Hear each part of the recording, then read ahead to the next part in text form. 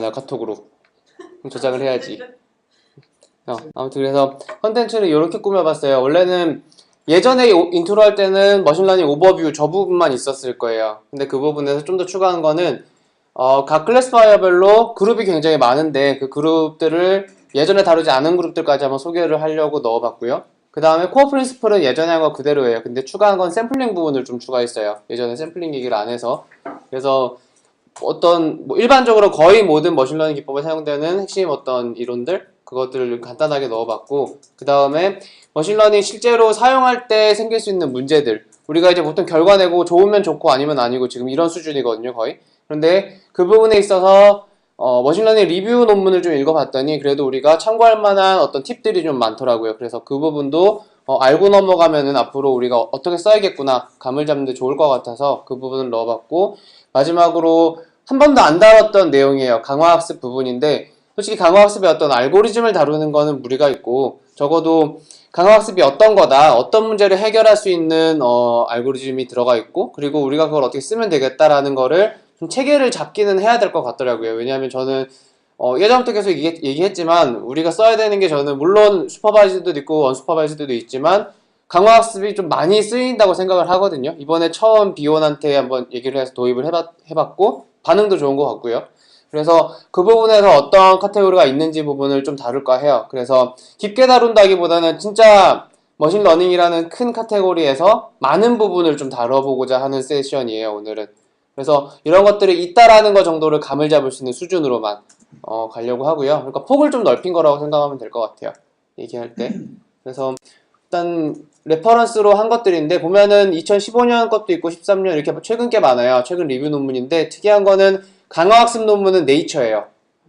2015년 네이처지고 그렇게 실린 건 제가 볼 때는 강화학습이라는 게 워낙 사람이 생각하는 거를 따라하는 알고리즘이기 때문에 저게 아마 네이처에서 받아주지 않았나 생각이 좀 들어요. 저건 사이언스가 그 사이언스가 우리가 아는. 네.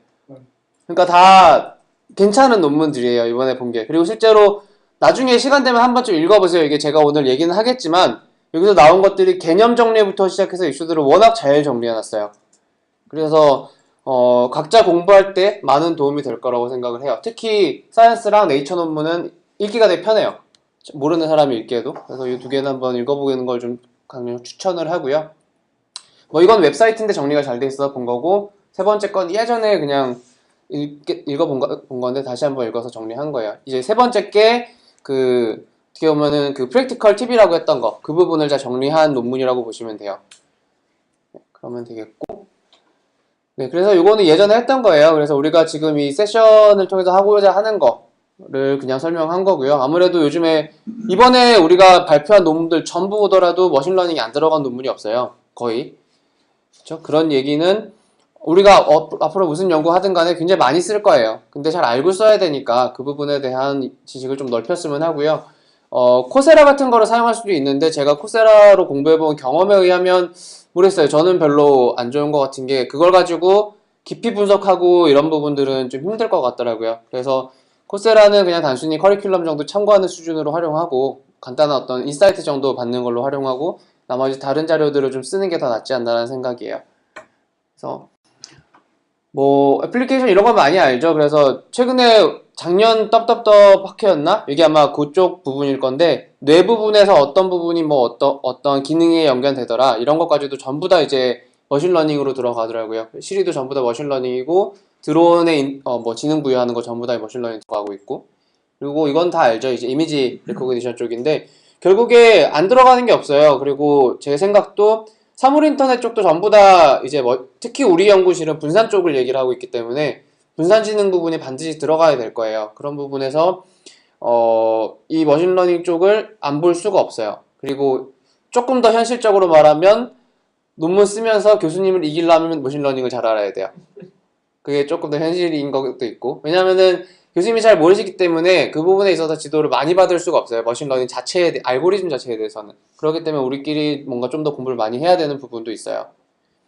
그냥 익스피리언스 1이었는데 실제로 제가 이제 제 연구랑 직접적으로 관련해서는 저는 어쨌든 프로토콜을 배우는 연구를 하기 때문에 저는 가장 마지막 쪽 오토마타 러닝 쪽에 가장 이제 포커스가 맞춰져 있는 거고, 보통 우리가 많이 썼던 건 첫 번째, 두 번째죠. 마이닝이랑 인공지능 하는 거 부분. 슈퍼바이즈드 같은 경우는 정확도 높이는 거였잖아요. 근데 언슈퍼바이즈드는 단순히 어떤 특징을 가정을 통해서 잘 캐치해내는 거. 그게 끝인 거예요. 네이밍은 하지 않고. 그럼 들어가서 뭐 이 예제도 예전에 썼던 건데 이렇게 색깔로 구별할 수 있는 건 클래시피케이션이라고 한다면 색깔 구별은 못하지만 쟤네가 뭉쳐있네라고 말할 수 있는 게 클러스터링이죠. 언슈퍼바이즈드 러닝인 거고 리그레션 같은 경우는 X축에 대해서 Y축이 다 정보가 제공되기 때문에 이것도 이제 슈퍼바이즈드 러닝이라고 볼 수가 있고 이 슈퍼바이즈드 러닝에 의해서 이 점들의 관계를 가장 잘 나타내는 모델 이게 2차 함수도 될 수도 있지만 어떻게 보면은 이런 식으로 뭐 4차 함수가 될 수도 있는 거고 다양한 모델이 존재할 수 있는데 뭐가 가장 맞는 모델인가 그걸 찾는 게 리그레션이라고 되는 거죠.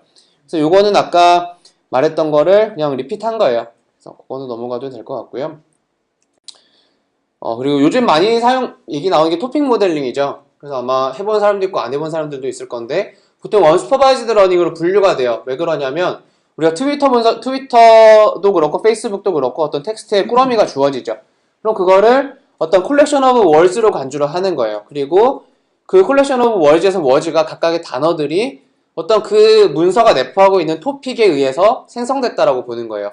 예를 들면 사람이 뭐 정치에 대해서 얘기를 하고 싶다라고 하면은 정치 관련된 워즈들이 막 생성이 되겠죠. 그리고 연애 관련된 거면은 그 연애 관련된 단어들이 많이 생성되겠죠. 이런 식으로 특정한 토픽들을 가정을 하고 그 가정들이 맞는지를 계속 확인하는 그런 모델이 되는 거예요. 그래서 각 토픽들이 각각마다 확률 분포를 가지는 거죠. 얼마나 이제 이 토픽인지. 그래서 걔네들이 이제 합쳐져 있는 것들이 어떻게 보면은 뭐 100% 연애 문서다, 100% 정치 문서다라고 하는 게 가능은 하겠지만 그 안에는 우리가 뭐 이게 클래시피케이션 부분이 아니기 때문에 잘 모르는 거예요, 아직은. 단순히 여러 토픽이 있는데 여러 토픽이 있고 그 토픽들로 인해서 특정 확률로 이 단어들이 생성됐을 것이다 라고 보는 거죠. 그런 식으로 이제 문서를 분석하는 게 이제 요즘 많이들 얘기하는 뭐 토픽 모델링 부분이고 SNS라든지 그런 부분에서 굉장히 많이 쓰고 있죠. 위키피디아 문서도 분석을 할 수가 있고 다양하게. 근데 토픽 레이블링은 해줘야 되지 않죠? 이거는 큰 그림이고 레이블링까지 할 수 있으면은 그건 약간 문제가 좀 바뀌죠. 그러니까 처음 시작점 하는 부분이 아까 말한 대로 정치다, 연애다 이런 식으로 레이블링 할 수 있으면은 그거는 조금 슈퍼바이즈드 영역까지 넘어가는 거고요. 근본적으로 문제의 출발점이 이제 이렇다라는 거죠. 우리가 아직 그 레이블을 모를 때 근데 알고 시작하면은 그건 어느 정도 슈퍼바이즈드 샘플이 들어갈 수 있는 거죠. 이게 CT 과제에서도 이 장소성을 파악할 때 우리가 계속 돌고 돌면서 여기서부터 시작해야 된다는 결론이 어제 났었는데 이틀 전에 왜 그러냐면 사람들이 어디 많이 방문하고 누가 이제 어떤 연령대에 어떤 목적으로 가더라라는 거를 아무리 미리 정해놓고 데이터를 필터링 하려고 해도 그걸 우리가 무슨 근거로 해야 될지 모르겠는 거예요. 그래서 이제 결국은 모를 때는 언슈퍼바이즈드로 가야 돼요. 언슈퍼바이즈드 러닝으로 사람들이 트렌드가 어떻게 나오더라는 걸 먼저 보고 거기서부터 거꾸로 장소성을 이렇게 일단 규명 지어보자라고 지금 할 계획이기 때문에 이게 출발점이 있어요. 근데 저기에서 데이터, 넘버, 컴퓨터 이런 게 한 그룹이고 브레인, 뉴런, nerve가 한 그룹이고 그러니까 요 과정인 거지. 그러니까 그 그룹을 어떻게 알죠? 가정인 거잖아. 예를 들면 파란색이라고 하는 어떤 토픽이 있어. 얘에 의해서 영향을 받았을 거라고 하는 단어들이 이렇게 이제 분석이 되는 거고 내부적으로.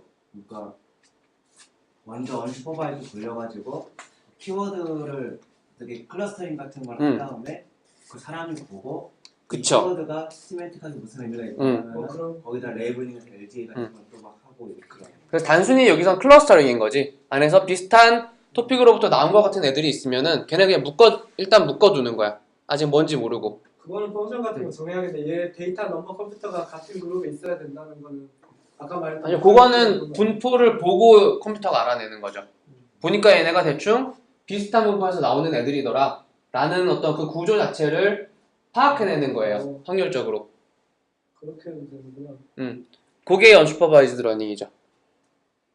그리고 나중에 형이 말한 것처럼 이렇게 그룹핑이 되어 있으면은 실제로 이게 뭔지를 시멘틱으로 확인하는 건 사람이 해야죠.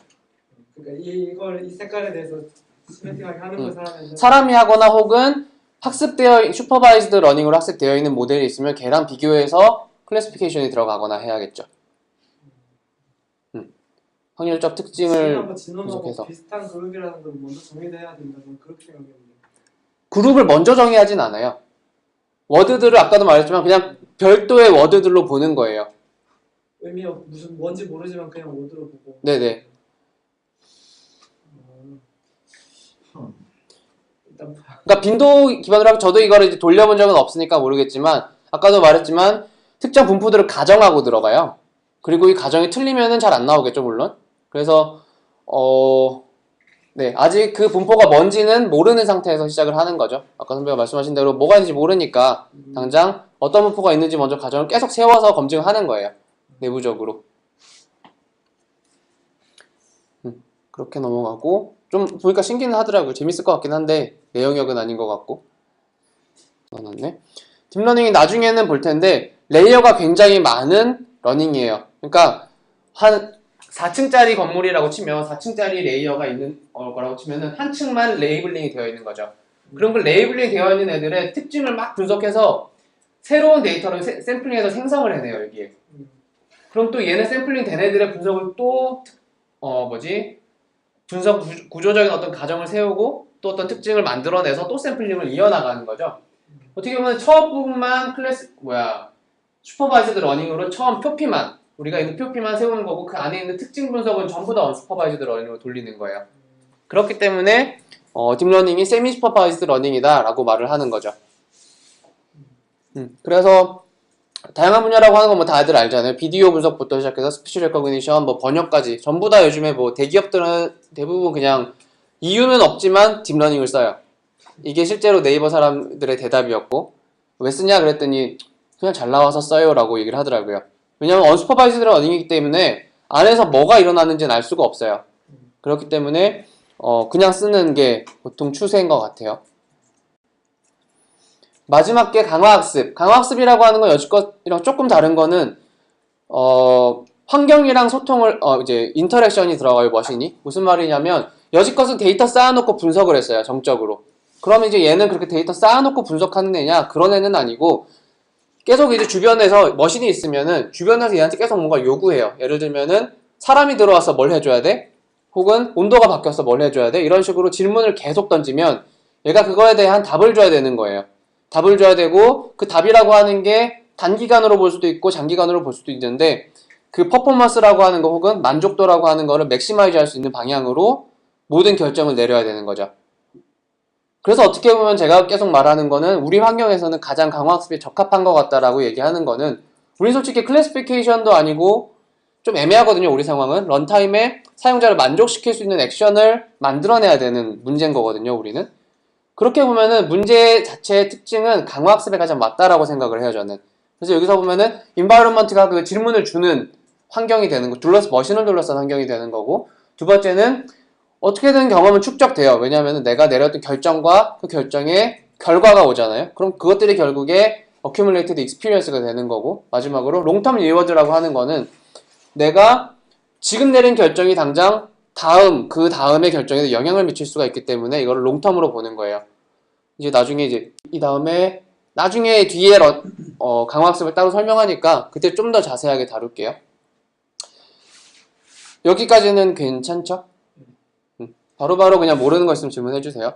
그래서 아까 그 fx라고 하는 함수 그룹에 대해서 얘기를 할 건데 유사한 애들을 그냥 묶어놓은 웹페이지가 잘 정리가 되어 있어서 그 부분에 있는 거 그대로 좀 따와봤어요. 첫 번째는 리그레션이죠. 흔히들 많이 하는 게 이제 수치 해석학에서 많이 쓰는 건데 결국에 베리어블 간의 관계 모델링 하는 거. 이게 뭐 1차인지 2차인지 3차 함수인지부터 시작해서 개수가 뭔지까지 다 유추해내는 게 바로 이 리그레션 쪽에서 많이 하는 거죠. 이게 뭐 그런 어떤 도변에 나타낼 수 있는 연속적인 값에 대해서도 할 수 있지만 이제 카테고리컬 디스트리뷰션 그 분리되어 있는 값들에 대해서도 이제 다 알고리즘은 현재 나와 있는 상태고 두 번째로는 인스턴스 베이스드 알고리즘이에요. 이게 우리가 KNN 같은 경우 보면은 결국에 나랑 가장 가까운 애들을 찾는 부분인 알고리즘인 거잖아요. 그 얘기는 모든 애들이랑 다 거리 분석을 해야 돼요. 쉽게 말하면. 그 얘기는 각각의 인스턴스별로 어떤 측정을 해야 된다라는 얘기잖아요. 그래서 인스턴스별로 모든 측정이 들어가야 되는 알고리즘들을 인스턴스 베이스드 알고리즘이라고 해요. 그래서 기존의 데이터베이스 내에 있는 데이터들과 비교를 계속 해야 되는 거죠. 그 다음 게 레귤러라이제이션 알고리즘인데 이거는 어떤 태스크가 주어져서 답을 주는 알고리즘이라기보다는 실제로 좀 간단화시켜주는, 그 모델 자체를 간단화시켜주는 알고리즘이라고 보면 될 것 같아요. 예를 들어서 오차 함수 같은 경우 되면 굉장히 복잡한 함수가 되거든요. 그러면 실제로 파라미터도 많기 때문에 파라미터 맞추기 위해서 더 많은 테스트를 해야 돼요.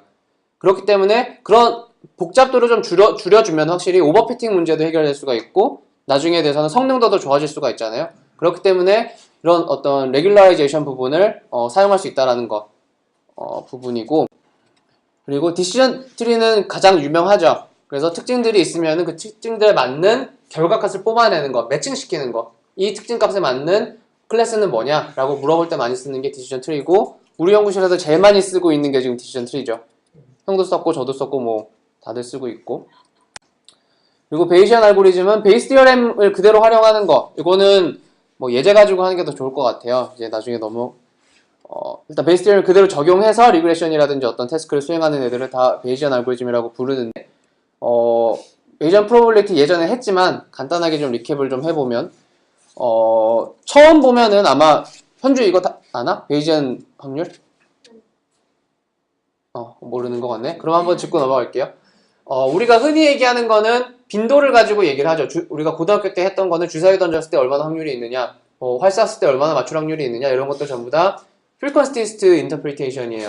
그죠? 경험에 의한 것들인데, 근데 이제 경험으로 측정할 수 없는 확률들이 많다라는 거죠. 예를 들면 화산 폭발이 얼마나 일어날 것 같냐, 어느 정도 확률로 일어날 것 같냐, 혹은 북한이 어느 정도 확률로 핵실험을 했을 것 같냐, 이런 것들은 우리가 막 100만 번 돌려볼 수 없잖아요.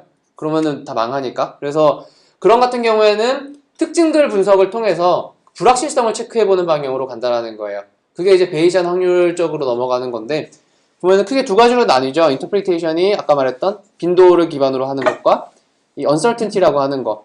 얼마나 uncertain하게 이 이벤트가 일어날 것인가를 측정하는 거죠. 이게 베이시안 확률이라고 하는데, 이게 이제 베이스 디어렘, 맨 위에 있는 식이 베이스 디어렘 궁극적인 식이에요. 근데 이제 이걸 잘 분해해 보면은, 저는 이제 이게 그대로 쓸 수도 있지만 좀 아래쪽으로 바꿔서 이해를 처음엔 했거든요. 무슨 말이냐면은, 가만 보면은 요 W라고 하는 게 뭐냐면 현재 내가 uncertainty를 측정하고 싶은 대상이에요. 아까로 얘기하면은 뭐 핵폭발 실험이라든지 화산이 되겠죠. 그리고 D라고 하는 게 observed 데이터인데, 요걸 딱 떼고 생각해보면 뭐 어떻게 되냐면은, 이 특정 확률이 일어날 수 있는, 이게 이제 현재의 uncertainty인 거예요. uncertainty에 내 믿음인 거고, 이 좌변에 있는 거는 데이터가 주어진 상태에서 uncertainty죠.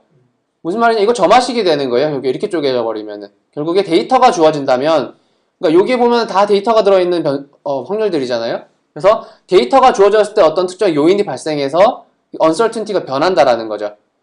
이런 식으로 점화식으로 이해하는 게 저는 훨씬 더 좀 깔끔하더라고요. 그래서 그렇게 이해를 하고 있고, 그리고 이제 용어들이 좀 이제부터는 이건 잊으면 안 되는 용어들인데, 데이터가 주어진 이후에 uncertainty를 계산하는 거기 때문에 이거는 posterior라고 해요. posterior belief. 그리고 그 이전에 내가 믿고 있던 것들은 prior 혹은 prior belief라고 얘기를 하고요. 그리고 현재 이제 이 데이터가 주어지기 전에 내가 이 믿음을 가지고 있을 때 이 데이터가 나올 확률인 거죠. 그거를 likelihood라고 부르는 거고, 데이터는 단순히 그냥 evidence라고 얘기를 해요. 이거는 뭐 머신러닝 하는 쪽에서 뭐 많이들 얘기하는 거라서 알고 있어야 될 것 같고, 그래서 이제 이것도 예제를 간단히 들어봤는데, 이제 요거를 간단한 예로 어떻게 빌리프가 업데이트 되는지 부분을 설명을 했던 거예요. 예를 들면은 사람의 뒷모습이 딱 사람의 어떤 블라인드가 보이는 거예요. 가려진 채로 실루엣만 보이는데, 그게 이제 여자의 확률을 찾는 거죠. 여자의 확률은 처음에는 2분의 1이겠죠, 당연히. 이건 뭐 어쩔 수 없는 거니까. 근데 170 이상이래요, 키가. 170 이상처럼 보이면은 이제 체크를 해보는 거예요. 이게 과연 여자인데 저 170이 나올 수 있는 확률이 얼마나 될까를 보고, 그리고 저 데이터 자체에 대해서도 한번 확인을 해보는 거죠. 키가 170인 사람이 얼마나 있나. 그럼 인구 통계 같은 걸로 봤을 때 확률이 나오면 아까 그 점화식 가지고 이걸 계산할 수 있죠. 그 포스테리어를 계산을 해낼 수 있는 거죠. 왜냐면 이 분수를 곱해서. 그래서 기존에 2분의 1이라고 하는 여성률 확률이 업데이트가 돼서 170이라고 하니까 확 줄어들죠. 데이터가 나오면. 마찬가지로 이 다음 거는 머리 길이가 30이래요. 30보다 더 길대요. 그러면은 여자인데 30보다 더 길 확률은 분명히 높겠고, 또 높겠지만 단순히 그냥 보편적으로 봤을 때 30이 나올 확률은 아무래도 좀 적을 수도 있죠. 또 이런 식으로 데이터가 났을 때 업데이트를 할 수 있고, 또 데이터가 나왔을 때 업데이트를 할 수 있어요. 이런 식으로 데이터가 나올 때마다 계속 uncertainty가 업데이트가 될 수 있는 거죠. 큰 틀에서 보면은 머신러닝도 이런 프레임을 따라간다라고 보면 돼요. 데이터가 왔을 때 그 uncertainty라고 하는 부분이 계속 업데이트가 돼요. 머신러닝이라고 하는 게 결국에 모든 확률 모델이기 때문에 그 확률적인 부분이 계속 업데이트 시킬 수 있다는 거죠. 이 베이시안 테오렘을 통해서 기본적으로. 그래서 그 틀을 가져간다라고 이해를 하고 넘어가면 이제 나중에 좀 수월할 것 같고요. 네, 그렇게 해서 이제 베이시언 부분은 끝내고, 그리고 클러스터링 부분은 우리가 잘 알죠. 데이터들이 주어졌을 때 가장 비슷한 애들끼리 그냥 뭉쳐놓는 애들, 그런 알고리즘 전부 다 클러스터링 알고리즘이라고 하는 거고, 그리고 어소시에이션 룰러닝은 이번에 준성이가 많이 했는데 단순히 코릴레이션만 보는 게 아니고 코절리티를 보는 거예요. 여기서는 어떤 경우에 쓰면 어떻게 되더라 라고 하는 코절리티까지도 파악해낼 수 있는 게 이 어소시에이션 룰러닝이죠. 그래서 리그레션이랑 다른 거는 리그레션은 단순히 코릴레이션만 파악을 해요. 베리어블 간에. 근데 어소시에이션 룰은 확실히 방향성이 있다라는 거, 그 부분이 이제 다른 부분인 거고요. ANN은 뭐 비슷한데 결국에 사람의 뉴런 부분을 형상화시켜서 러닝을 한다라는 거죠. 그렇죠? 각각의 노드가, 뉴런이 노드가 있고 시냅스가 있듯이 그런 식으로 이제 시그널이 전파가 되는, 확률로서 전파가 되는 그 모델을 가지고 뭐 클래시피케이션이라든지 다양한 머신러닝 태스크를 수행하는 애들 전부 다 ANN이라고 부르는 거고, 그리고 딥러닝 아까 얘기했지만 ANN이라고 하는 거는 단순히 이렇게 멀티레이어가 쌓이지 않는데 보통 레이어가 두 개 넘어가면 딥하다고 얘기를 해요. 그리고 그런 딥 네트워크를 가지고 이제 학습을 수행하는 거를 딥러닝이라고 부르죠. 예전에 한번 딥러닝 세션 했는데 뭐 혹시라도 나중에 좀 까먹었다라든지 필요하다라고 하면 그거는 따로 진행할게요. 발표 자료 그때 만들어 놨으니까. 디멘셔널리티 리덕션인데 이제 머신러닝 쓰다 보면은 벡터가 굉장히 커질 수가 있죠. 다양한 피처를 쓸 수가 있고 그에 따라서 러닝 타임이 늘어날 수도 있지만 보다 정확도가 높아질 수도 있어요. 그렇죠? 근데 만약에 그런 여러 가지로 말 그대로 피처가 늘어날수록 디멘전이 늘어나는 거거든요. 그 데이터 자체에. 그러면 이제 디멘전을 줄여서 얻을 수 있는 이점이 뭐냐라고 봤을 때 첫 번째는 시각화를 할 수가 있어요. 예를 들어서 3차원 넘어가면 시각화가 안 되죠. 솔직히. 근데 그 시각화가 안 되는 부분을 예를 들면 10차원짜리 데이터가 있으면 이걸 3차원으로 줄여버릴 수 있으면 시각화가 가능하죠. 그래서 추상적으로나마 그 특성을 파악할 수 있다는 거예요. 그래서 시각화 부분에서 이 부분을 사용할 수도 있고, 혹은 이제 성능을 좀 더 향상시키기 위해서 이런 디멘전을 줄여주는 알고리즘을 쓸 수도 있죠. 가장 유명한 이게 첫 번째 나오는 PCA 부분인데 이것도 이제 뭐 시간이 되면은 또 따로 다뤄볼 수 있을 것 같고요. 그리고 앙상블 알고리즘인데 여지껏은 단독 알고리즘들이에요. 각각의 클래스파이어가. 근데 보면은 여러 가지 클래스파이어를 뭉쳐서 결과를 비교해 볼 수도 있겠죠. 우리가 일반 사람들도 그렇잖아요. 다 의견이 다른데 쇼부를 치죠. 그러듯이 얘네도 의견이 여러 개 있으면은 걔네를 모아서 뭐 보팅을 하든 웨이트를 따르게 주든 이런 식으로 연결시키는 거예요. 그리고 요즘 이게 뭐 어떤 그 리뷰 페이퍼에 의하면은 그게 요즘에 트렌드라고 얘기를 많이 해요. 단순히 일단 단일 클래스파이어만 쓰는 것보다는. 그래서 여기서도 결과를 조합해서 오버롤 프레딕션을 수행한다라고 얘기를 하고 있죠. 그래서 양쌍불 알고리즘이고 구체적인 게 몇 개는 나중에 따로 또 소개를 드릴게요. 백인 같은 거. 그래서 이까지가 클래스파이어들의 어떤 집합, 보통 이제 강화학습 부분을 뺀 슈퍼바이즈드 러닝과 언슈퍼바이즈드 러닝의 클래스파이어들을 얘기를 한 거예요. 혹시 이까지 질문할 거 있어요? 리그레션이 왜 슈퍼바이즈든지 리그레션? 쉽게 보면은 2차원 축에 보면 2차원 축을 놓고 보면은 X값에 대해서 대응하는 Y값이 존재하잖아요. 그렇죠? 그리고 그런 값들이 예를 들어서 막 1000개 있다라고 하면은 인풋이 X고 아웃풋이 Y인 거죠. 그렇죠? 그러면 나중에 X값이 들어왔을 때 Y값을 추정해낼 수가 있잖아요. 그 학습을 통해서. 그렇기 때문에 슈퍼바이즈드 러닝이죠. 네, 내가 잘못하는 걸 수도 있는데 슈퍼바이저와 언슈퍼바이저를 가르는 게 사람이 개입을 해서 레이블링을 하냐 안 하냐는 그렇게 알고 있었거든. 좀 더 근원적으로 보면은 아까 얘기했던 그 맨 처음에 봤던 수식 있죠. fx에 단순히 x만 들어가는 y까지 들어가느냐. 그게 좀 더 근원적인 정의라고 보시면 될 것 같아요. 레이블링, 사람의 개입 여부는 좀 별도 얘기고요. 그렇게 분류하면 언슈퍼바이저 들어가야지. 그래서 리그레션은 보통 슈퍼바이즈드로 네, 얘기가 하고요. 그러면 넘어가서 아까 베이전 프로버빌리티는 했으니까 그 다음부터 넘어갈게요. 그래서 대부분 많은 ML 그 기술들에서 공통적으로 쓸 수 있는 그런 코어 프린시플들 몇 가지를 짚고 넘어가려고 해요. 그래서 이것까지 하고 잠깐 쉬고 하면 될 것 같은데, 예전에 썼던 애기 예제죠. 그래서 애기가 어떻게 보면 머신러닝도 결국에 멍청한 머신을 똑똑하게 하는 거잖아요. 사람이 학습하는 거랑 똑같아요. 그렇기 때문에 예제를 좀 애기가 학습하는 방향으로 만들어 봤어요. 그래서 자동차라는 거를 봤을 때 이 자동차를 어떻게 인지해낼 거냐, 어떻게 학습해낼 거냐라는 부분으로 보는 거죠. 그래서 각각의 자동차들에 대한 특징들이 얘기한테 인풋으로, 경험으로서 들어올 거예요. 그럼 경험으로 들어오면은 이 얘기한테 질문이 주어지는, 태스크가 주어지는 거예요. 클래시피케이션이죠. 딱 이걸 주고 이거 뭐 같아? 라고 물어보는 거죠. 이게 전형적인 클래시피케이션인데, 했을 때 이 애기는 이제 본인이 경험된 게 만약에 4개 정도다, 4개밖에 없다라고 하면은 이 4개의 인스턴스들을 얘랑 계속 비교를 해볼 수가 있겠죠. 비교를 해서 첫 번째 카랑 얘랑 비교해보니까 굉장히 비슷하네, 두 번째도 비슷하네, 이런 식으로 계속 비교를 해볼 수 있는 거예요. 마찬가지로 자동차뿐만 아니라 스포츠카라고 하고 레이블링 된 것뿐만 아니라 다른 애들도 굉장히 많겠죠. 사과도 있을 수 있고 나무도 있을 수 있고 굉장히 많을 거예요. 그럼 모든 인스턴스랑 특징들을 다 비교를 해보는 거죠. 이제 주어진 문제랑.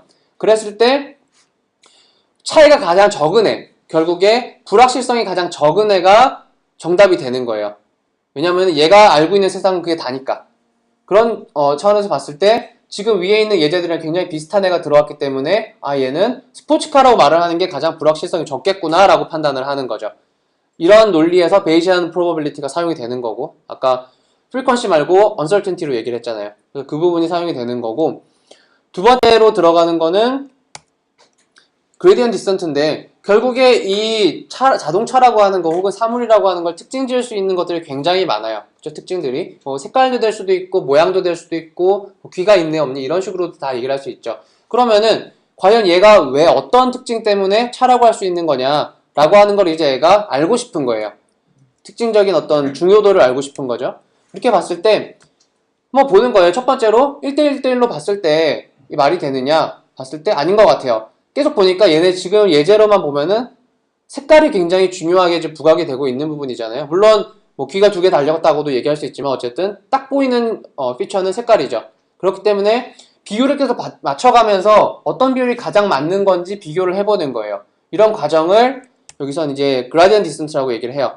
그래서 이 오차를 계속 줄여가는 과정인 거죠. 오차 줄이고 테스트해보고 오차 줄이고 테스트해보고 이런 식으로 더 이상 줄여지는 게 없을 때까지 테스트하는 게 그라디언트 디스턴트. 그래서 최종 옵티마이제이션 그 과정이 되는 거예요.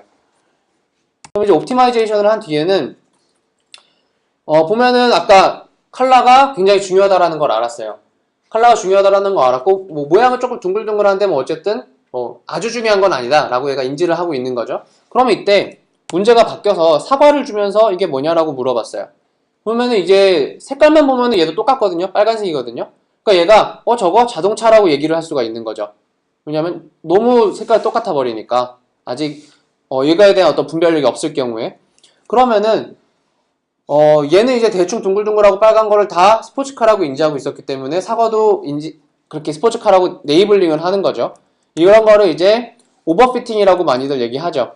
그리고 왜냐면 내가 가지고 있는 데이터에 대해서 굉장히 핏하게 학습을 했기 때문에 과하게 핏한 거죠. 그래서 오버피팅이라고 한 거고, 결국에 로컬 제너럴라이제이션이라고도 다른 말로는 얘기해요.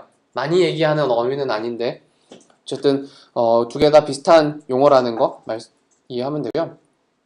그랬을 때 측정을 해야겠죠. 내가 이제 잘 학습했는지 혹은 내가 잘못 학습했는지 알려면은 우리가 많이 하는 게 엔폴드 크로스 밸리데이션이죠.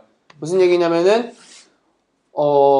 예를 들어서 한 1000개 정도 자동차 샘플이 있으면은 여기서 한 100개 정도만 떼서 내가 이제 이걸로 테스팅을 하고 900개 정도 가지고 내가 학습을 하는 거예요. 내 두뇌를 학습하는 거죠. 그 다음에 100개 가지고 내가 잘 학습됐는지 보는 거예요.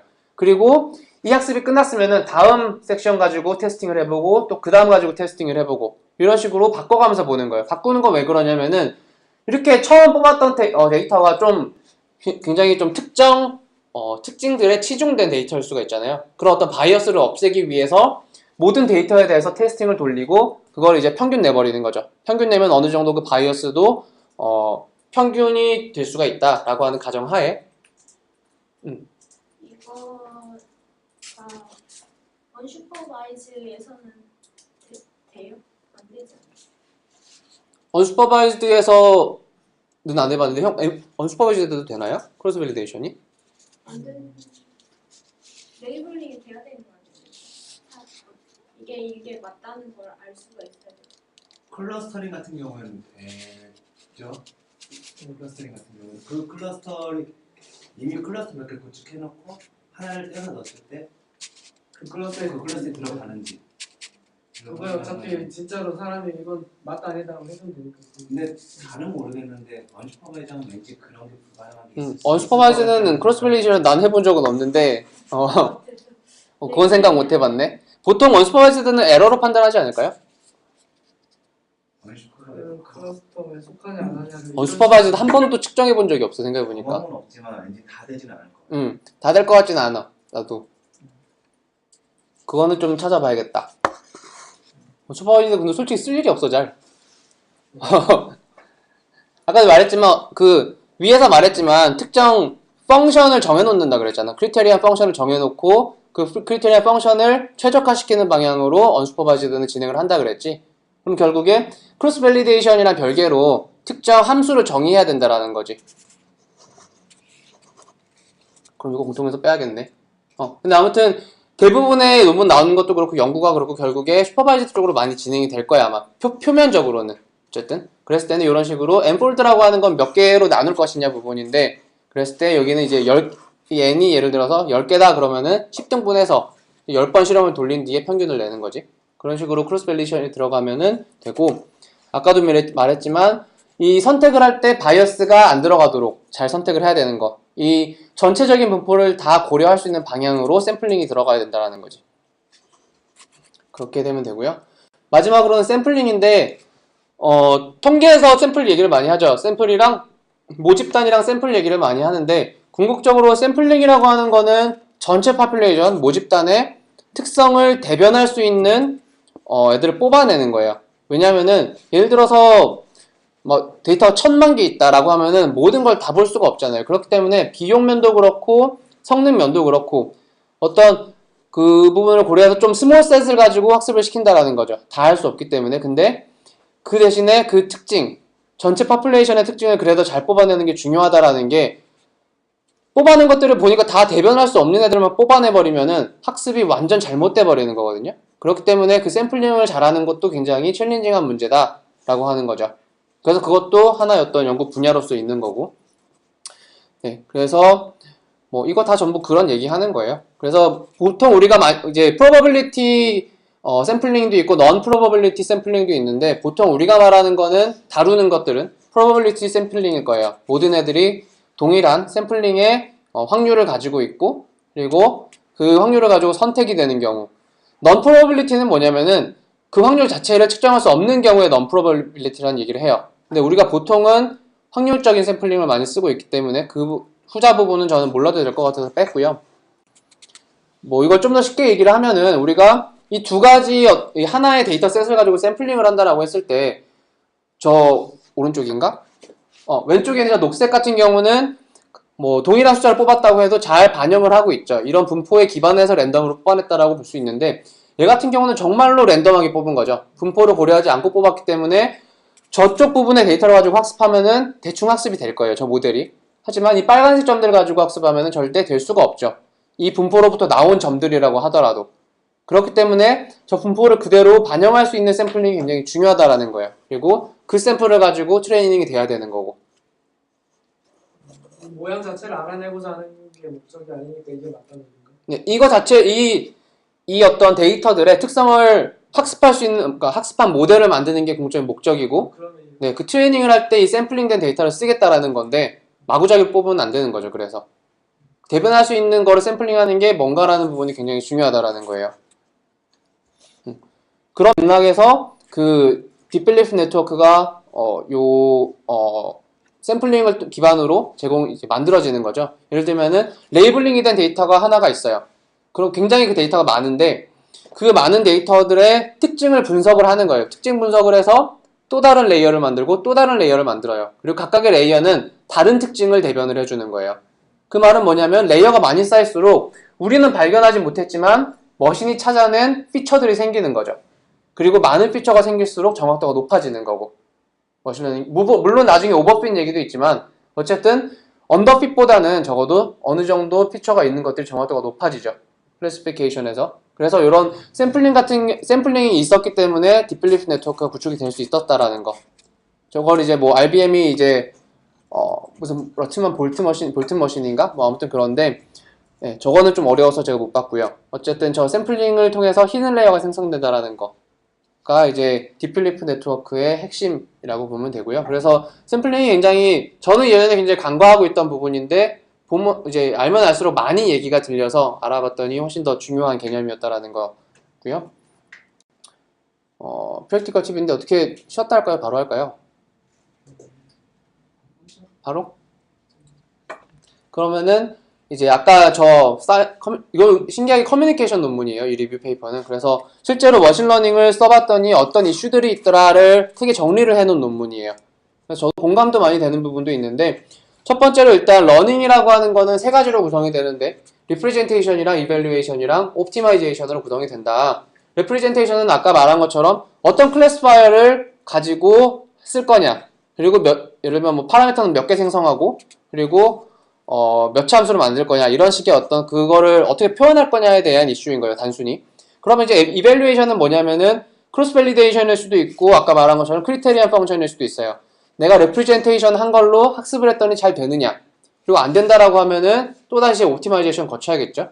그래서 여기 나와 있는 것들은 각각의 항목에 해당할 때 중요한 개념들 쭉 리스트업을 해둔 거예요. 쓰는 기술이라든지 관련 개념 같은 경우 이게 이제 쭉 나열되어 있는 거고, 이렇게 했을 때 제대로 일반화되었는지 평가할 때 아까 크로스 밸리데이션 얘기를 했는데 두 가지 얘기를 나눌 수가 있어요. 데이터가 충분하지 않을 때는 내가 가지고 있는 데이터를 쪼개가지고 크로스 밸리데이션을 하죠. 근데 데이터가 충분하다면은 무조건 가장 좋은 거는 두 개를 격리시키는 거예요. 그렇게 안에 있는 걸 쪼개서 에버리지 돌리는 게 아니고 무조건 트레이닝 데이터 혹은 테스팅 데이터는 트레이닝 할 때 무조건 빼고 얘는 뭐 크로스 밸리데이션에도 안 넣는 거고 나중에 정말 테스팅 할 때만 쓰는 그런 게 베스트라고 얘기를 하더라고요. 이게 그래야 성공적으로 일반화되는지 확인할 수 있다라는 거죠. 그래서 우선 기본적인 원칙은 데이터가 많아야 돼요. 머신러닝은 무조건 데이터가 많은 게 1원칙이에요. 그리고 이제 오버피팅 얘기가 가장 큰 이슈예요. 솔직히 이 머신러닝에서는 어딜 보건 간에 오버피팅 얘기가 나오는데 거기서 이제 우린 단순히 오버피팅, 뭐 파라미터 많으면 오버피팅 되는 거 아니냐 단순히 얘기하는데 쪼개서 보면은 이게 바이어스랑 베리언스로 나눠지더라고요. 이게 무슨 얘기냐면은 바이어스라고 하는 거는 실제로 계속 뭔가 배우는데 잘못 배우거나 혹은 잘 배웠으면 다행인데 한번 방향을 잘못 틀었는데 그걸 계속 잘못 배우고 있는 거죠. 왜냐면 그게 이제 말 그대로 편견이잖아요. 잘못 배우는 거고, 베리언스는 뭐냐면은 이거 그냥 아무거나 막 배워버리는 거예요. 이게 포커스가 없고 그냥 뭐 이거 배웠다가 저거 배웠다가 이런 식으로 초점이 흐린 거예요. 여기서도 이제 보면은 하이 베리언스 같은 경우에는 하이 베리언스랑 하이 바이어스는 최악이죠. 아예 저 멀리서 이상한 거 배우고 있는 거고, 로우 베리언스랑 로우 바이어스면은 굉장히 잘 집중적으로 배우고 있는 거예요. 이런 식으로 뭐가 오버피팅을 일으키고 있느냐를 알아내는 게 굉장히 중요하다라는 거예요. 그 분석이. 그래야 솔루션을 잘 찾아올 수가 있죠. 그런 관점에서 봤을 때 적용 예시 같은 경우는 디시전 트리를 볼 수 있는데 디시전 트리는 바이어스가 적은 대신 베리어스가 크다라고 얘기를 해요. 무슨 말이냐면은 한번 트리 알고리즘을 돌려본 사람들은 알 텐데 학습 데이터 좀 바꿀 때마다 모양 자체가 확 달라져버려요. 그쵸? 그냥 뭐 엔트로피 자체가 워낙 달라지기 때문에 그런 식으로 데이터 조금만 바꿨더니 얘가 계속 다른 모델이 학습되더라 라는 거죠. 결국에 그 베리언스가 굉장히 큰 거예요. 그쵸? 그 대신에 바이어스는 좀 적다라고 얘기를 하고 있고요. 그리고 이제 리니어 모델 같은 경우는 좀 반대라고 얘기를 하고 있고, 제가 저 부분 분석은 안 했지만 어쨌든 클래스파이어별로 저런 어떤 특성들이 다르다라는 거예요. 그래서 오버피팅이 났을 때 왜 문제인지를 판별할 때 이런 부분들이 또 고려되어야 된다라는 거고요. 그리고 또 하나 이제 예제를 들어놓은 게 여기 보면은 C4 디시전 트리 C4 4-4.5 부분이랑 베이스 클래스파이어 부분을 비교해 둔 게 있는데 스테이트 오브 아트는 무조건 이 부분이에요. 디시전 트리 부분이 지금 현재 스테이트 오브 아트라고 하는데 보면은 데이터가 1000개 이하로 갔을 때는 베이스 클래시파이어가 훨씬 잘하고 있죠. 이건 결국에 뭐냐면은 절대적으로 파워풀한 그 클래시파이어가 없다라는 얘기예요. 무슨 말이냐면 얘가 디시전 트리잖아요. 디시전 트리는 베리언스가 굉장히 높다 그랬죠. 그 베리언스 높은 거는 오버핏이 아까 뭐였지? 데이터에 따라서 오버핏이 굉장히 잘 된다라는 얘기인데 그 말은 그 같은 경우 오버핏을 피하기 위해서는 베리언스를 그러니까 줄이기 위해서는이죠. 줄이기 위해서는 무조건 데이터가 많아야 돼요. 그래야 근거도 많아지기 때문에 잘 초점을 맞출 수가 있는 거죠. 근데 데이터가 충분하지 않은 경우에는 그런 베리언스 부분을 고려해서 이런 디시전 트리보다는 베이스 클래시파이어 쪽을 활용하는 게 좋다라는 거예요. 이런 식으로 바이어스랑 베리언스 특징에 따라서 그리고 데이터의 양에 따라서 내가 어떤 클래시파이어를 정해야 되는지를 분명히 잘 선택해야 된다는 거죠. 그래서 그런 부분을 설명을 하고 있고요. 네, 그래서 이걸 해결하기 위해서는 이제 크로스 밸리데이션이 활용될 수 있다라고 얘기를 하는데 그렇대요. 그리고 아까 그 레귤러라이제이션 얘기를 잠깐 했었는데 그 레귤러라이제이션이 결국에 디멘전을 줄이는 방향이었죠. 디멘전이 줄어들면 결국에 오버피팅이 어느 정도 완화되는 부분은 있거든요. 그런데 이제 문제는 어느 정도까지 줄여야 되느냐가 이슈예요. 결국에 오버피팅 피하려다가 너무 줄여버려서 언더피팅이 날 수가 있다라는 거죠. 결국에 그래서 여기서는 이제 노 프리 런치라 그러는데 무조건 분석 잘하고 실험 많이 해서 퍼펙트한 클래시파이어 찾는 게 가장 중요하다라는 거. 그래서 공짜로 얻어지는 게 없다라고 계속 얘기를 해요. 논문 중에서. 이게 절대적인 법칙이 없다라는 거죠. 상황별로 그리고 저 특성별로 항상 실험도 돌려보고 많이 해서 찾아야 된다라는 게 결론이에요. 그냥. 그리고 인투이션이 하이 디멘전에서 통하지 않는다라는 얘기는 저 컬스 오브 디멘저널리티가 굉장히 유명한 말이더라고요. 보니까 무슨 말이냐면 디멘전이 너무 커져버리면 스케일러빌리티도 그렇고 오버피팅 문제도 그렇고 많은 문제가 생겨요. 왜냐면은 우리도 사람도 그렇듯이 현주에 대해서 예를 들면 머리가 길고 이것저것 막 특징을 많이 붙였는데 그걸 가지고 많이 붙을수록 지윤이랑은 멀어지겠죠. 그렇게 하듯이 파라미터가 늘어날수록 디멘전이 늘어날수록 오버피팅이 생기게 마련인 거죠. 그렇기 때문에 이거를 이제 해결을 해야 되는, 특히나 이제 KNN 같은 경우는 전부 다 비교해야 되잖아요. 특징들을 인스턴스 기반으로. 그런 경우에는 이거는 헬이죠. 거의 계산이 너무 복잡해지기 때문에. 그럼 이제 반대되는 개념이 blessing of non-uniformity예요. 무슨 말이냐면 예를 들어서 우리가 숫자 구별하는 거, 숫자 클래시피케이션을 한다라고 하면은 그 데이터 자체에 어느 정도가 바이어스가 있다라는 거예요. 유니폼하게 디스트리뷰션이 아니란 얘기예요. 무슨 말이냐면 숫자가 하얀 백지에 그냥 까맣게 글씨 쓴 거예요. 그러면은 글씨 쓴 거 빼고는 다 공백이죠. 아무 데이터가 없어요. 그 얘기는 우리는 까만 것들만 비교하면 된다는 거거든요. 이건 이제 하이 레벨의 시멘틱인 거고, 결국에 모든 그림마다, 예를 들면은 사람을 비교하는 알고리즘이다라고 하면은 사람들도 랜덤한 피규어들이랑 비교하지 않잖아요. 사람들 간에 비교를 하죠. 그런 식으로 어느 정도의 시멘틱들이 다 들어가기 때문에 그런 바이어스들이 디멘저널리티를 줄여줄 수 있다는 얘기예요. 어떤 이너런트 특성에 의해서. 그래서 이 두 개가 좀 상충을 하는데 어쨌든 디멘저널리티를 무조건 늘리는 게 좋지 않다라는 거는 항상 기억을 하고 있어야 되는 부분이고요. 디멘전이라는 게 그러면 딥러닝에서 레이어하고도 어느 정도 그쵸? 아까도 얘기했지만 레이어라고 하는 거는 샘플링에 의해서 특성을 머신이 알아서 분석한 거예요. 그 말은 레이어가 늘어날수록 가지고 있는 특성도 늘어나는 거고 결국에 디멘전이 늘어나는 거죠.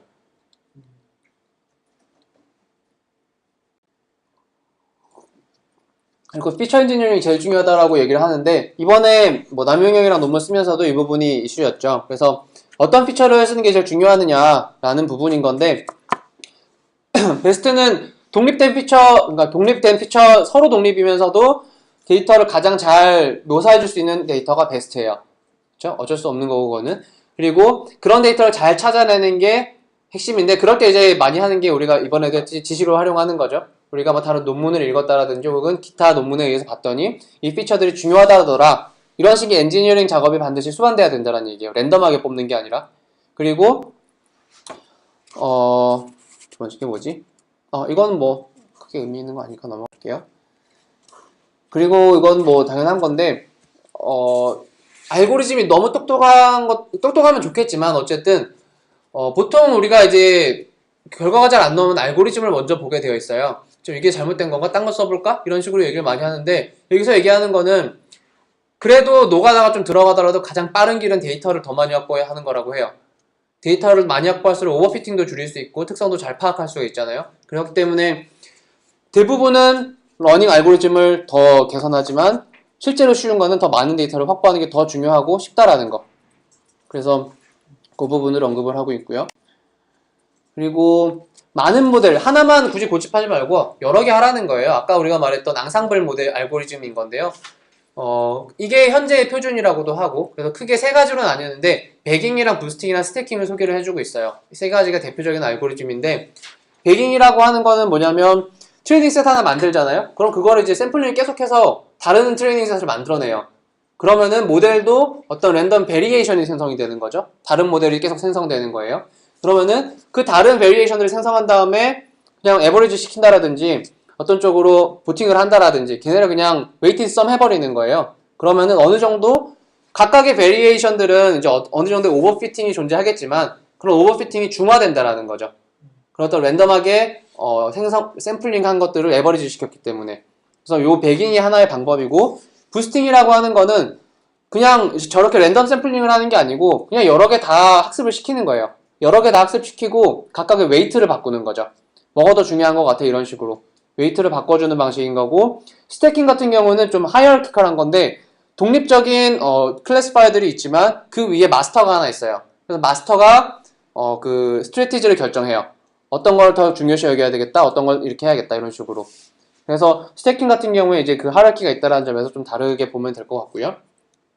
어쨌든 어느 모델을 선택하든 최근에는 이런 앙상블이 훨씬 더 그 오버피팅을 줄이는 것도 있고 바이어스를 살짝 높이는 것도 있고 그래서 좋다라는 얘기가 좀 나오고 있더라고요. 그 얘기를 했었고 그리고 무조건 단순하게 좋지는 않다라는 거. 그러니까 오캄스 레이저라고 이제 흔히들 많이 얘기해요. 정말 이쪽 분야에서 뭐냐면은 디멘전이 아까도 컬스 오브 디멘저널리티 얘기했잖아요. 근데 이제 그냥 적당히 많으면 되는 거예요. 굳이 너무 많을 필요 없고 똑같은 값이라면은 퓨처는 작을수록 좋은 거예요. 왜냐면 그거 스케일러빌리티 이슈가 너무 크게 발생하기 때문에 디멘전이 늘어날수록. 근데 아까도 말했지만 간단하다고 꼭 좋지만은 않아요. 앙상블 같은 경우에는 앙상블의 클래시파이어가 더 많아질수록 어떤 아까 이제 긍정적인 효과들이 많았잖아요.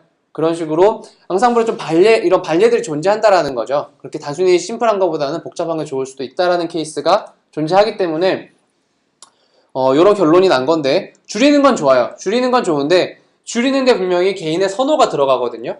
선호라는 거는 개인의 사람의 시멘틱이 들어가는 거죠. 이렇게 줄이면 좋을 것 같아 라고 하는 철학이 반영돼서 이게 간단하게 되는 거거든요. 그 학습하는 방식이. 그러면은 그 선호도가 굉장히 중요하다라는 거죠. 단순히 심플해서 좋아지는 게 아니고 심플리파이 시키는 프레퍼런스가 굉장히 중요하다라고 하는 게 여기서의 결론이에요.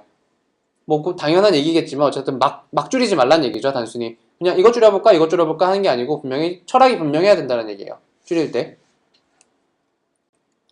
그리고 요거는 그건데 코릴레이션이랑 아까 리그레션이랑 룰 어소시에이션 얘기를 했지만 코절리티는 다른 얘기예요. 그죠? 동시에 이런다라고 해서 얘네 둘이 어떤 코절리티가 있을 거라고 생각을 하면은 안 되는 거죠.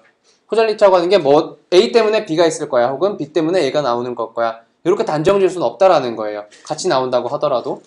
그래서 그런 얘기를 하는 거고 그래서 섣불리 코절리티를 가정하지 말라는 거죠.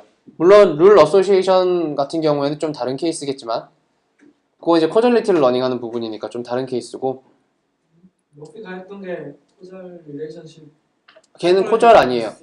코절이죠. 걔도 어소시에이션 많이 썼으니까. 네. 그리고 여기서 하는 거는 이제 일반적으로 모이는 옵저베이션 데이터들은 그 안에서 뭐가 일어나는지 우리가 알 수가 없죠. 무슨 말이냐면 그 안에 숨어있는 코절리티를 우리가 알 방법이 없다라는 얘기예요. 그렇기 때문에 마지막 클로징을 어떻게 했냐면은 그런 시메틱을 파악할 수 있는 데이터, 익스페리먼털 데이터라고 하는데 그런 데이터가 얻을 수 있으면 무조건 최대한 많이 얻으라는 게 얘네 그거 중에 하나였어요. 클로징 멘트 중에. 왜냐면 이걸 통해서 파악할 수 있는 게 많거든요. 컨트롤할 수 있다라는 얘기니까 이 데이터를. 그래서 그게 하나의 클로징 커멘트였고요. 네. 후딱 끝내면 1시간, 20분 정도면 끝나겠다. 그래서 강화학습 부분인데 아마 강화학습은 거의 대부분 안 다뤄봤을 것 같아요. 형도 강화학습 안 해봤죠? 그래서 아마 비온 말고는 없을 것 같은데, 그래서 어떤 체계가 있다라는 부분 간단하게 설명하고 끝내는 걸로 할게요. 그래서 인트로로 얘기를 했지만 사람이라든지 동물이 디시전 메이킹 하는 과정, 학습하는 과정을 그대로 따라하고 있는 게 강화학습의 모델이라고 생각하시면 돼요. 인지과학이랑 굉장히 결집되어 있는데 뭐냐면은 어떤 액션을 취했을 때 그 액션의 결과가 있을 거고, 그게 이제 여기서는 observed outcome이죠. 그 결과가 나한테 좋게 발현되는지 나쁘게 발현되는지에 대한 리워드 펑션이 존재할 거예요. 판단할 수 있는 근거라는 거죠. 그래서 그것들이 결합이 되어서 내가 다음 액션을 결정하는 거, 좀 더 최적의 액션을 결정하는 게 강화학습이에요. 그럼 이제 강화학습 풀 수 있는 질문이 얘가 뭐냐라고 하면은 첫 번째 질문이 딱 우리 연구실에 맞는 질문이죠. 어떻게 해서 개인화된 경험들을 만들어줄 거냐 라고 하는 부분인 거예요. 그리고 이번에 비온이 이거를 최대한 활용을 해본 거고, 그리고 두 번째는 어떻게 더 컴퓨터라이즈된 플레이어를 만들 거냐. 예를 들면은 우리가 체스 챔피언이랑 시합 붙이는 거 있죠. 그거 전부 다 강화학습이에요. 그거는 다른 머신러닝이 아니고 전부 다 그런 어떤 바둑 두는 거, 체스 두는 거, 게임 두는 거 전부 다 강화학습 부분이에요. 그럼 우리 거도 강학습이라고 할 수 있는 거 아니야? 피드백이 들어가 있으니까. 어떤 우리 게 뭐예요? 우리 플러스 논문. 제가 그래서 여기서 나중에 설명할 건데요. 나중에 모델 베이스드 그런 게 나와요. 거기서는 경험이라는 것도 활용을 하거든요. 그래서 경험을 활용한다는 측면에서 어떻게 보면은 형이 했던 걸 좀 더 다르게 접근을 할 수도 있을 거라는 생각이 좀 들었어요. 읽으면서. 나중에 그건 얘기를 할게요. 그래서 피드백이라고 하는 게 굉장히 중요해요. 이거 뭐지? 대상 문제는 이건 그대로 다시 설명하는 거고, 그래서 결국에 디시전이라고 하는 거를 어떤 시퀀스로 내리는 문제가 이제 보통 강화학습의 타겟 도메인이에요. 이 시퀀스로 내릴 때 내가 현재 어떻게 결정을 내려야 나중에 이게 옵티멀한 결과를 가져올 건가, 게임으로 얘기하면 내가 어떤 수를 둬야 내가 이길 수 있는 건가 랑 똑같은 거죠.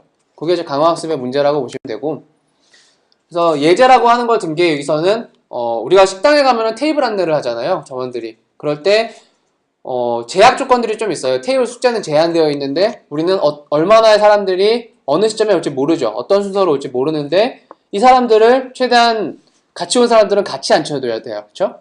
그러면은 어떻게 안내를 해야 가장 많은 사람들을 우리 가게에 수용할 수 있을 건가 라는 문제가 어떤 하나의 컨크리트 이그젬플로 제시가 되고 있어요. 그렇죠?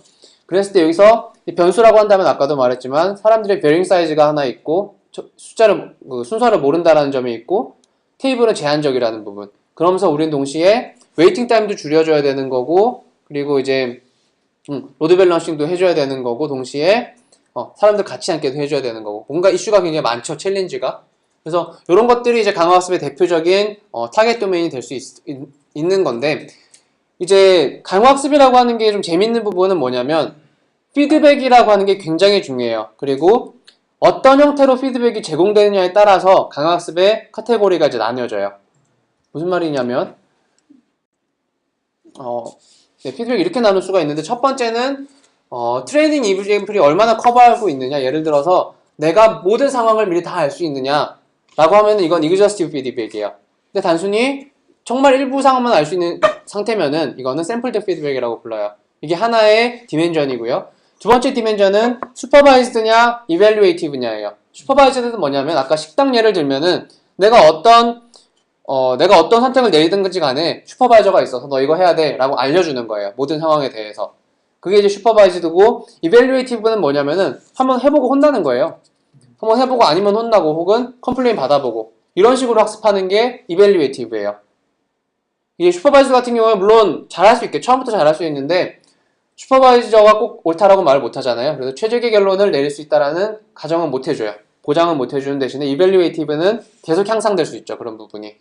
그리고 이밸류에이티브를 크게 두 가지로 나뉠 수가 있는데, 원샷이라고 하는 게 있고 시퀀셜이라고 하는 게 있어요. 원샷이라고 하는 건 뭐냐면 내가 지금 내린 결정이 당장 다음 결정에 영향을 미치지 않는 경우를 말해요. 함수로 분포로 보면 익스포넨셜 분포 이런 거가 될 텐데, 예를 들면 우리가 게임기 할 때 예를 들면 그 빠친코 있잖아요.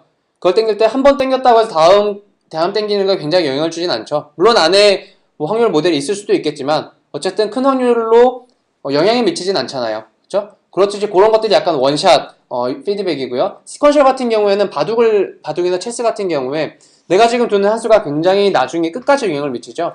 그렇기 때문에 이런 게 바로 시퀀셜 피드백이라고 말하는 거예요. 계속 이제 물론 그 영향력이 갈수록 줄어들긴 하지만 어쨌든 1년의 디시전들의 굉장히 롱텀으로 이제 임팩트가 있는 거죠.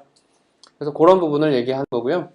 그랬을 때 이제 분류법이 이렇게 나뉘어져요. 그래서 흔히 말하는 거는 우리는 이제 reinforcement learning이다라고 이런 체계를 보통 나누는 사람이 많지는 않는데 어쨌든 나누지 않고 얘기를 할 때는 샘플드랑 evaluative랑 sequential이에요. 강화학습이라고 얘기를 하면은 계속 이제 내 지금 결정이 나중에 영향을 미치고 그때그때마다 내가 판단을 할 수 있고 모든 상황은 알지 못하는 그게 일반적인 강화학습 메소드예요. 그래서 이제 마르코프 디시전 프로세스라고 하는 걸 쓰는데 마르코프가 결국에 내 결정이 다음 스테이트에 영향을 미치는 게 마르코프 모델이잖아요. 그래서 그 모델이 많이 쓰이는 이유도 결국에 이게 이제 일반적인 케이스이기 때문에 그러는 거예요. 그리고 이제 요거 잠깐 보면은 이 체계가 저는 굉장히 재미있다라고 생각을 하는 게 reinforcement learning뿐만 아니고 다른 문제도 다 넣어놨어요. 그래서 요 세 개의 디멘전을 가지고 나눌 수가 있는데 여기서 나오는 이 슈퍼바이즈드 머신러닝 빼고는 전부 다 강화학습의 카테고리예요. 밴디 프로블럼 굉장히 유명한 카테고리고요. 우리가 방금 얘기한 요거 같은 경우에 여기 들어가는 거고 뭐 이거 하나하나 다 설명을 할게요. 태블라 같은 경우는 지금 좀 너무 디테일할 것 같아서 뺐고요. 일단 밴딧이랑 간단한 카테고리들 하나하나 설명을 좀 할게요. 그래서 대표적인 문제로 밴디 프로블럼이 있는데 이거는 원샷 피드백이고 이그저스트 모든 케이스를 다 알 수가 있는 거고 그리고 그때그때마다 내가 피드백을 받아볼 수 있는 이밸류에이티브 피드백이에요. 그리고 실패도 할 수 있고 물론 성공도 할 수 있는 거죠. 그래서 이제 요 큰 얘가 그 메디컬 트라이얼인데 약 처방 내리면은 뭐 한 예를 들어 약을 하나 먹었어요. 그러면 보통 한 몇 시간 가겠죠. 그리고 다시 처방을 해야겠죠. 그런 식으로 그때그때마다 이게 굉장히 롱텀으로 임팩트가 있진 않겠지만 어쨌든 그때그때마다 결과를 받아볼 수 있는 거죠. 이게 소전되고 있는지 받아볼 수가 있는 거고 그 대신에 내가 다른 처방을 내렸을 때 이 다른 처방이 어떤 건지에 대해서는 알 수가 없어요. 그렇죠?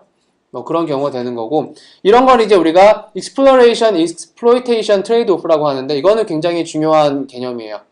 강화학습이라고 하는 게 어쩌면은 이 트레이드오프가 굉장히 밀접한 관계가 있는데 무슨 얘기냐면은 막 여러 방법들을 탐색을 해요. 그러다가 이게 맞다 싶은 게 있으면은 그것만 조지는 거예요. 그게 이제 결국에 왜 트레이드오프냐? 익스플로레이션 많이 할수록 익스플로이테이션을 할 수 있는 기회가 줄어들어요. 그 반면에 조금만 하는 대신에 조금만 해도 이게 잘 적당히 좋은 거 찾았으면 그것만 하면은 뭐 좋긴 하겠죠. 이게 어느 정도 날 만족시키니까. 하지만 그게 베스트 옵션이라고 말할 수 없어요. 그렇기 때문에 이 트레이드 오프라고 하는 거 안에서 그 밸런스를 맞추는 게 굉장히 어려운 문제가 되는 거예요. 강화학습에서는. 뭐 카지노 같은 경우는 마찬가지예요. 카지노 머신 보면은 어떤 데선 잘 터진다는 얘기고 어떤 데서 안 터진다는 얘기가 있죠. 그래서 멀티암드 밴디 프로블럼이라고 하는 게 유명한 문제인데 그거 뭐냐면 카지노에서 딱 갔어요. 가서 사람들이 대충 이제 땡기고 있는 걸 보고 있는 거죠. 이제 익스플로레이션 스텝인 거예요. 그러다가 저기서 뭔가 여지껏 많이 땡겼는데 안 터졌어. 그럼 저기서 뭔가 터질 것 같잖아요. 그럼 그걸 계속 땡기는 거예요. 내가 가서. 그때부터는 이제 익스플로이테이션 스텝이 되는 거죠. 결과가 어떻게 될지 모르지만 어쨌든 그건 이제 내 판단 기준에 의해서 결정을 하는 거죠. 그래서 굉장히 유명한 트레이드 오프가 되는 거고 뭐 그래서 요즘 그 온라인으로 컨텐츠 딜리버리 하는 부분이 이 밴디 프로블럼으로 많이 풀린다고 해요. 그래서 요거 뭐 구체적인 알고리즘을 다룰 필요는 없을 것 같고요. 그래서 이 밴디 프로블럼을 하는데 예를 들어 아까 그 약국 같은 경우, 약국 처방 내리는 같은 경우에 아까 단순히 주고 피드백만 봤었죠. 상황 호전되는지만 봤었어요. 그걸 이제 밴디 프로블럼이었는데 이 사람이 내가 약 먹은 뒤에 뭐 했는지 전혀 고려하지 않았죠. 그렇죠? 그렇기 때문에 이거는 컨텍스트를 고려하지 않았다라고 하는 거예요. 예를 들면 이 사람이 밥을 먹고 나서 내가 먹지 말라고 하는 음식을 먹었을 수도 있고 뭐 다른 걸 많이 했을 수도 있잖아요. 그래서 그런 것들까지도 다 고려해야 된다라고 하는 게 컨텍스추얼 밴디 프로블럼이에요. 뭐 이것도 온라인 그쪽에서도 예를 들면은 단순히 사람이 제안해주고 선택했느냐 안 했느냐만 보는 게 아니고 최근에 어떤 걸 샀는지 최근에 어떤 걸 방문했는지 한번 방문한 뒤에는 얼마나 오래 머무르고 있는지 이런 컨텍스트를 다 봐야 제대로 된 판단을 할 수가 있는 거잖아요. 그래서 그런 컨텍스트까지도 고려하는 알고리즘들이 이 컨텍스추얼 밴디 프로블럼에 속하는 거예요. 그래서 뭐 톰슨 샘플링은 이건 뭐 중요한 건 아니라서 넘어갈게요.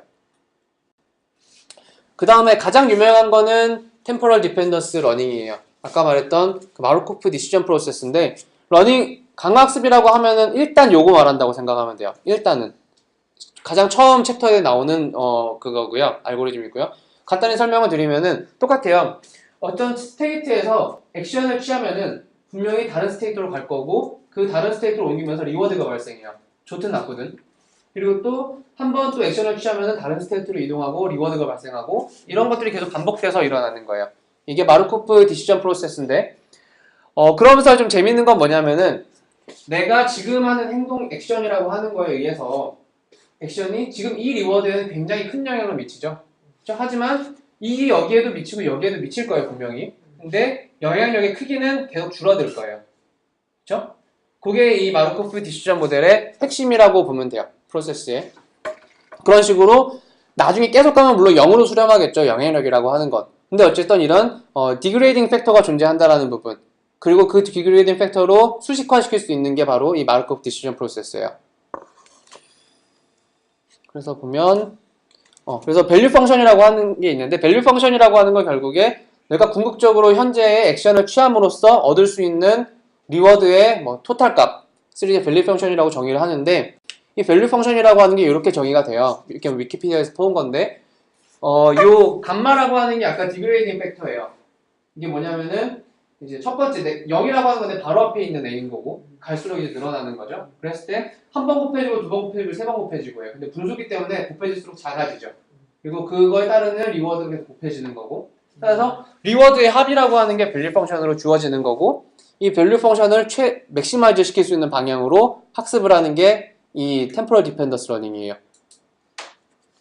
마르코프 체인이 그런 식으로 이제 네. 만들어져 있고 학습을 한다는 게 내가 그거 자체는 이해를 하겠는데 그 데이터는 계속 흘러 들어오고 네. 그러면 파이널 어쨌든 그 네, 스테이트 머신을 학습하는 거죠. 어느 스테이트로 가야 될지를 내가 한번 정했어. 그래서 그 리워드가 나오면 그걸로 다시 이 스테이트 머신 통째로 한번 네네네네. 그런 식으로 계속 업데이트하는 거예요. 그 머신 자체를. 상당히 그 상황 자체에 엄청 그리고 제가 예전에 보내드렸던 ICC 논문이 요 모델 기반이에요. 리워드가 없는 경우는 없어요. 꼭 리워드가 있어야 되는 거예요. 리워드가 없으면 딴 모델 써야지. 그리고 리워드라고 하는 게 애초에 강학습의 본질적인 모델의 정의야. 적응을 해야 되는 왜냐하면 피드백이랑 리워드가 없으면은 그건 다른 도메인이야. 모델을 어떻게 정하는 거예요? 예를 들면은 내가 읽었던 논문 같은 경우에는 어떤 식으로 했냐면 라우터에 이 학습을 적용을 시킨 거지. 라우터에서 그 보냈는데 튕겨져 나오면 백오프가 생기잖아. 그래서 백오프가 생기는데 백오프 때문에 굿풋이 줄어들 수가 있는 거지. 그치? 그랬을 때 그 백오프 카운트가 스테이트로 하나 들어가 있는 거고 최종 굿풋이 리워드가 되는 거야. 내가 이런 상태에서 내가 어느 타이밍에 던져봤더니 굿풋이 줄어들더라 이런 식으로. 결국 BPS 높이는 방향으로 그 리워드 펑션이라고 하는 거는 정의하기 나름 도메인에 따라서 달라지는 거지. 그래서 우리 같은 경우는 사용자 예를 들면은 우리가 개인화된 에이전트 설치했는데 그래서 개인화된 서비스를 제공해줬는데 사람이 받았다라고 하면은 그거 리워드를 1을 줄 수가 있는 거고 안 받았으면은 0이나 마이너스 1을 줄 수 있는 거지. 그런 식으로. 리워드 펑션은 우리가 정의하기 나름대로 그쵸. 문제에 맞게 되는 그쵸. 그리고 그 리워드 펑션 그래서 찾는 게 굉장히 중요해요. 그래서 최근에 비온이 쓴 거는 이 리워드 펑션을 자동으로 찾아주는 알고리즘을 쓴 거예요. 언스퍼바이즈드 방법으로. 근데 그거 언스퍼바이즈로 하는 거는 2015년에 논문으로 쓰인 거 굉장히 최신 거고 여지껏은 아직까지는 리워드 펑션을 개발자가 정의해주죠. 네. 그리고 이제 플래닝이라고 하는 거는 이 TD 러닝이랑은 좀 다른 거는 TD 러닝은 그때그때 액션을 학습한 거잖아요. 근데 플래닝은 뭐냐면은 미래의 모든 수까지 다 보는 거예요. 예를 들면은 오목을 둔다 혹은 바둑을 둔다 체스를 둔다라고 하면은 상대방이 들 수 있는 각 상황별로 들 수 있는 모든 케이스를 다 고려해서 이 케이스에는 뭘 해야겠다 이런 걸 다 분포를 매기는 거예요. 그걸 게임트리라고 얘기를 하는데 내가 이 수를 두면 상대방이 줄 수 있는 그 경우의 수를 쫙 뿌리고 그 경우에 또 쫙 뿌리고 하는 거예요. 엄청 커지겠죠. 그래서 지금 이 밑에 있는 9칸짜리 게임에서는 그게 가능해요. 이 9칸짜리 게임은 한 줄 그으면 이기는 게임이거든요. 근데 이 같은 경우는 그런 게 가능한데 체스나 바둑은 불가능하죠. 특히나 바둑은 칸이 많아서 불가능해요. 그래서 체스는 지금 월드 챔피언을 이겼어요. 여기 다음에 나오나? 딥블루 시스템이라고 하는 게 이 알고리즘을 써서 챔피언을 이겼어요. 근데 바둑은 아직 못 이겨요. 경우의 수가 너무 많아서. 게임트리라고 하는 게 너무 깊어지는 거죠. 그래서 그게 이제 계산이 안 되기 때문에 아직 못 이겼고요. 근데 이거는 되게 좀 신기한 게 당연히 러닝을 통해서 저렇게 강학습을 하는 것도 방법인데 체스같이 경우의 수가 많지 않으면 아예 되게 디터미니스틱 아니면 스태틱이라고 표현해야 되나? 근데 확률적이에요, 체스도. 그게 확률 모델이기 때문에 어려워지는 거예요. 이게 뭐지 시퀀스 결국 이제 누가 얘가 놓고 내가 놓고 시퀀스잖아. 근데 그게 경우의 수가 그렇게 적지 않아요, 체스가. 네, 체스가 말도 많고 이게 세 방향으로, 다섯 방향으로 움직일 수도 있고 갔다가 돌아올 수도 있잖아요, 몇 애들은. 그러니까 너무 변수가 많아요, 체스도. 이것도 최근 일일 거예요, 그 체스 챔피언 이긴 거. 어쨌든 다 할 수는 없는 거네. 네, 컴퓨팅 파워가 굉장히 많이 들어간다고 얘기를 해요. 그래서 이제 그 컴퓨팅 파워 끝까지 내려가면은 모든 수를 보기 시작하면 너무 복잡해지기 때문에 여기서 하는 건 뭐냐면 어느 정도 가다가 안 가요. 안 가고 사람들도 그러죠. 보통 하다가 이 정도 되면 내가 이기겠어 라고 말을 할 수가 있죠. 그런 휴리스틱 펑션을 넣기 시작한 거예요. 약간 퓨닝 같은 거 한 거네요. 적당히 가다가 끄는 거지. 그래서 그 끄는 그런 식으로 뭐 알고리즘을 짜서 이긴 거예요, 체스 챔피언을. 다 돌리지 않고 어느 정도 가다가 이렇게 되면 이길 것 같아라고 이제 휴리스틱을 넣은 거죠. 그래서 이게 그 얘인데 보면은 플래닝이랑 이게 게임 트리라고 생각을 하면 돼요. 게임 트리고 굉장히 깊은데 이쯤까지 가다가 이쯤 되면 이겼어라고 그냥 나머지는 휴리스틱으로 처리를 해버리는 거죠. 그리고 이 몬테칼로 같은 경우는 좀 다른, 최근에 그 어치브먼트라고 하는데 뭐냐면 모든 케이스를 보지 않고 샘플링하는 거예요. 이 층에서 샘플링하고 이 층에서 샘플링하고 이런 식으로 중요 샘플만 봐가지고 끝까지 내려가는 그 케이스로 가는 방법이 최근에 몬테칼로 방법이라고 해요. 그래서 이런 식으로 플래닝이 되게 끝까지 가는 경우도 있다라는 부분이고. 저 몬테칼로가 알고리즘에서 나오는 그거랑 같은. 네, 그 확률 샘플링해서 하는 거 맞아요. 가다 보면 전부 다 수학이에요, 여긴 정말. 그래서 모델, 형이 있어야 되는데. 모델 베이스인데, 이건 뭐냐면 내가 여지껏 경험한 것들을 최대한 살려서 이 다음 uncertainty를 줄여보겠다라고 얘기를 하는 거예요. 경험으로 출발해서 그 경험하지 못한 것들을 채워나가는 방법이라고 보면 돼요. 이제 쉬운 예로 들면은 요건데, 이게 뭐냐면 숫자가 주어졌을 때 우리가 K라고 하는, 그러니까 질문이 이거예요. 이 숫자들이 딱 주어졌는데 뭐 K라고 하는 숫자는 가려놓고 이 K라는 숫자에 의해서 나눠지느냐 라고 하는 거죠. 공약수 문제예요. 근데 6이라고 하는 건 나눠졌다라고 경험이 되었고, 그리고 20이라고 하는 것도 20이라고 하는 건 안 된다라고 경험이 됐어요. 그러면 이제 나머지를 여기서부터 유추하는 거죠, 이제. 6이라고 하는 게 나눠지기 때문에 2나 3이나 6이 들어가 있는 뭐 숫자일 거야. 이런 식으로 해서 나머지들을 판단하고, 또 20으로는 안 나눠지는, 20은 K로 안 나눠지기 때문에 뭐 예를 들면 K는 4라든지 5라든지 20은 아닐 거야, 이런 식으로. 그럼 그렇게 하나씩 잘라나가 보면 얘네에 대해서도 답을 달 수가 있는 거죠, 이제. 그런 식으로 하는 게 모델 베이스드 리인포스먼트 러닝. 실제로 타겟이라고 하는 걸 모델링을 계속 하는 거예요. 분명한 부분에 대해서는. 그게 이제 모델 베이스드 러닝인 거고, 이까지가 대표적인 카테고리라고 보면 돼요. 강화 학습에서. 그래서 클로징 리마크로는 이거는 이제 다른 리뷰 논문인데, 일단 네, 예전에는 현재 트렌드를 얘기를 하고 끝내면 될 것 같은데, 예전에 우리가 이제 논문들 다 보면 알겠지만 싱글 머신에 대한 트레이닝을 많이 하죠. 싱글 머신, 싱글 코어, 싱글 프로그램으로 하는데, 지금 우리가 가는 것처럼 멀티 머신, 그리고 분산된 머신 혹은 병렬 머신에 대한 트레이닝이 이제는 최근의 트렌드고 앞으로도 이게 각광을 받을 거란 얘기예요. 그러니까 AI 부분에서도 우리가 얘기하는 분산에 대한 얘기를 한다라는 거죠. 그리고 이제 멀티 에이전트 시스템이 각광을 받는 이유가 그거예요. 학회도 이제 AAMAS라고 오토노머스 뭐시기 그런 거 있어요. 멀티 에이전트 시스템 학회인데 굉장히 높아요. 그게 A 랭크고 MS 랭킹도 60몇일 거예요. 그래서 그런 식으로 굉장히 AAAI 학회에서도 멀티 에이전트 시스템을 다루기 시작했고, 그래서 그런 식으로 굉장히 각광을 받고 있다라는 거고, 두 번째는 알고리즘 성능을 수학적으로 향상시키는 부분이 또 하나의 각광을 받고 있어요. 저거는 뭐 함부로 발을 못 가죠. 저게 어려운 거고, 요것도 굉장히 이제 요거는 시각이 다른 건데, 어쨌든 크게 보면은 사람 행동을 따라가는 쪽으로 많이 진화가 되고 있어요. 이 강화 학습도 그렇고 모든 면에서. 그래서 첫 번째 챌린지는 우리는 단순히 그냥 배치로 러닝하고 이제 그거를 쓰는 게 일반적인 케이스인데, 어떻게 하면은 얘가 쉬지 않고 러닝하는 시스템을 만들 건가 하는 게 첫 번째 챌린지고, 두 번째 챌린지는 얘네가 어떻게 하면 팀으로서 운영을 할 수 있을까 가 두 번째. 어떻게 보면 우리는 이쪽이랑 좀 잘 부합을 하죠. 세 번째 믹스드, 이거는 읽어도 뭔 말인지 몰라서 뺐어요. 네. 그래서 어쨌든 제가 볼 때 뭐 요 정도 하면은 적어도 머신러닝에서 어떤 알고리즘들이 있고 뭘 조심해야 한다라고 하는 부분들은 좀 어느 정도 얕게나마 이해를 할 수 있을 것 같아요. 그래서 어차피 요거 나스에 올릴 테니까 필요하면 또 한번 보고요. 그래서 좀 깊이도 더해가야 될 텐데 아직 요것도 정리하다 보니까 어떤 토픽을 우리가 더 깊게 공부해야 되는지 그 정리는 아직 못했어요. 그건 정리하는 대로 공유를 할게요. 그래서 혹시 본인이 뭐 이 분야에 대해서 좀 더 공부하고 싶다라는 게 있으면은 또 얘기를 해주면 더 좋을 것 같아요.